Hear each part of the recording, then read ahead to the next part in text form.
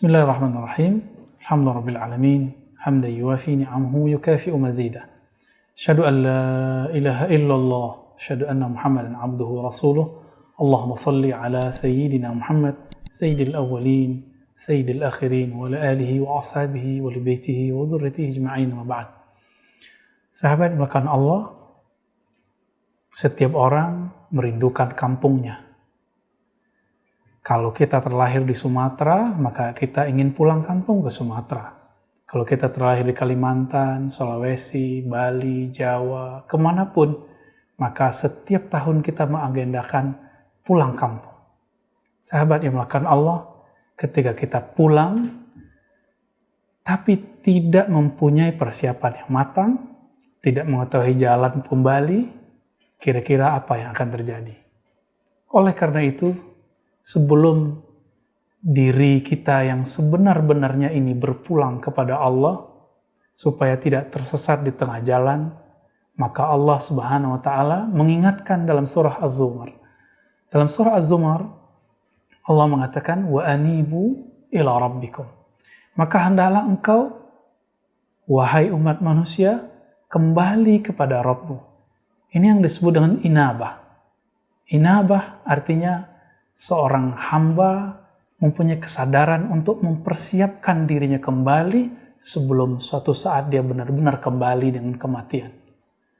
Apakah benar ketika ada orang meninggal, langsung dia mendapatkan rahmat Allah? Seperti kita dengar, innalillahi wa inna ilaihi raji'un, telah berpulang ke rahmatullah, si fulan bin fulan. Belum tentu teman-teman yang muliakan Allah. Jika kita pulang ke rahmatullah, selesailah masalah. Tapi ternyata perjalanan kita masih jauh.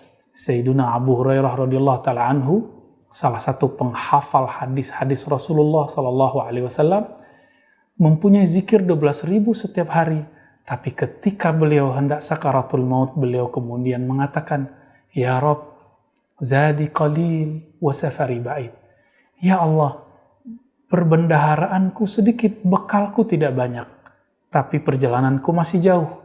Karena Allah bukakan saat itu hijab rohaninya, sehingga belum menyaksikan panjangnya barzakh, belum menyaksikan lamanya padang mahsyar. Beliau merasakan bagaimana hisab, karena beliau telah pernah dihisab waktu beliau jadi gubernur oleh Sayyidina Umar. Riwuhnya bukan main, susahnya alam kepalang.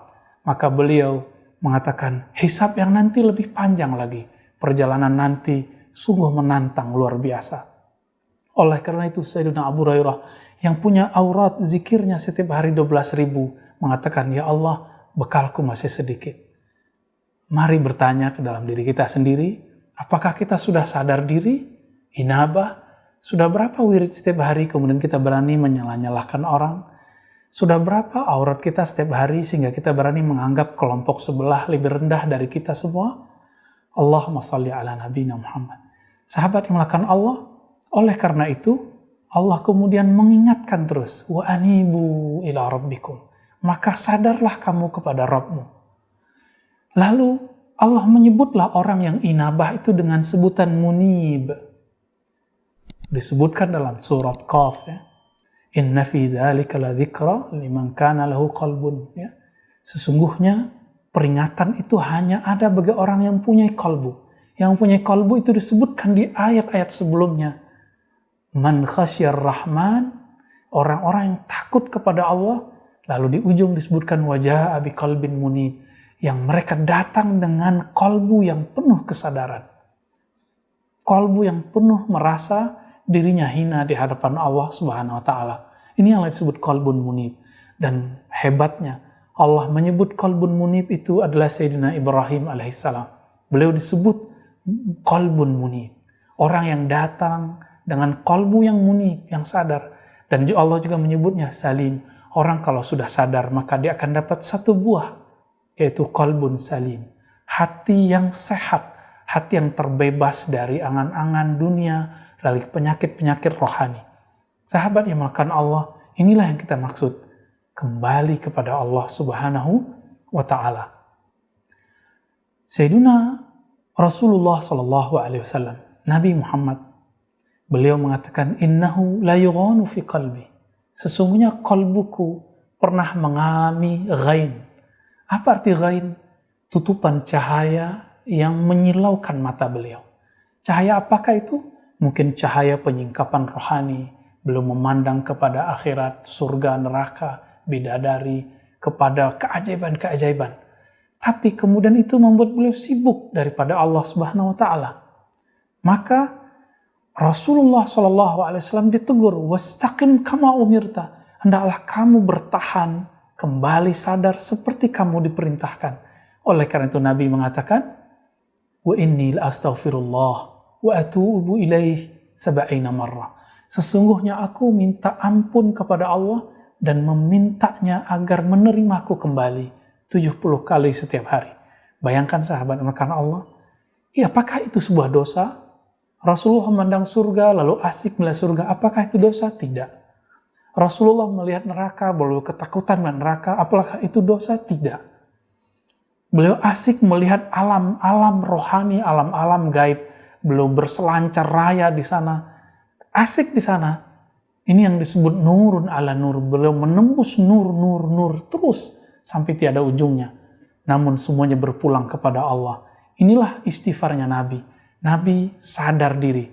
Karena kita belum sampai ke sana, maka kembali kepada Allah dimulai dari lisan kita yang menyebut namanya. Maka Allah membuka risalah kenabiannya, risalah kerasulannya kepada Rasulullah SAW. Dalam surah Al-Alaq dengan sebutan Iqra. Bacalah apa yang dibaca. Bismi Rabbik, dengan nama Rabbmu. Kemudian dalam ayat yang lain, Al-Muzammil juga disebutkan, Wazkur Rabbaka. Sebut nama, Wazkur isma Rabbika. Sebutlah nama Rabbmu. Siapa nama Rabbmu? Allah. Inilah yang dizikirkan Nabi. Dengan nama inilah Nabi berlayar datang kembali kepada Allah Subhanahu wa taala. Jadi, jika ada himbauan, ayo kembali kepada Allah, ayo datang kepada Allah, maka cara datangnya hanya dengan namanya, dengan sifatnya, dengan kembali mewiridkan apa yang kemudian mesti kita wiridkan sebagai hamba Allah Subhanahu wa taala. Oleh karena itu, dalam surah yang lain, surah Al-Ahzab, Allah Subhanahu wa taala mengatakan, "Ya ayyuhallazina amanu," yang dipanggil orang beriman. Artinya, ada orang beriman yang tidak terpanggilkah di sini? Pasti ada. Apa kata Allah? Uzkurullaha dzikran katsira. Kembalilah kepada Allah dengan menyebutnya sebanyak-banyaknya. Maka ulama kita menyebut ada zikir lisan, zikir kalbu. Begitulah Imam Nawawi membaginya. Imam Surawardi menyebutkan istilah lain lagi. Ada zikir kalbu, ada zikir sir, zikir yang terdalam. Ada lagi zikir fuad, zikir lub. Ada zikir yang lebih dalam lagi, itu zikir ruh. Semua perbendaharaan ini Allah turunkan ke nabinya, lalu diwariskan kepada al-ulama warasatul anbiya, ulama pewaris para nabi. Maka untuk kembali kepada Allah, mari cari kepada orang yang telah bolak-balik kepada Allah, supaya kita tidak tersesat di jalan. Pernahkah teman-teman tersesat menggunakan GPS? Menggunakan alat-alat elektronik? Bertanya kepada orang tapi orangnya tidak mengetahui jalan? Apalagi jalan menuju Allah Subhanahu wa taala. Maka akan muncullah mursyid-mursyid palsu, akan muncul orang-orang yang tidak ahli kemudian mengaku ahli, akan muncul orang-orang yang kemudian menyesatkan kita padahal dia tidak tahu jalan kebenaran. Maka mari cari ahlinya, cari orang yang man khasyar rahman, orang yang takut kepada Allah meskipun bil ghaib, meskipun tidak melihat Allah, waja'a bil qalbi munib, dan dia datang kepada Allah dengan penuh rasa takut, rasa sadar. Inilah yang disebut berpulang kepada Allah, kembali kepada Allah. Mari temukan guru yang membimbing kita, sahabat yang mengingatkan kita. Semoga Allah menerima keberadaan dan kedatangan kita. Wassallallahu ala nabiyina Muhammad wa ala alihi wa ashabihi wa libitihi wa dzurriyyatihi ajma'in. Walhamdulillahirabbil alamin. Assalamualaikum warahmatullahi wabarakatuh.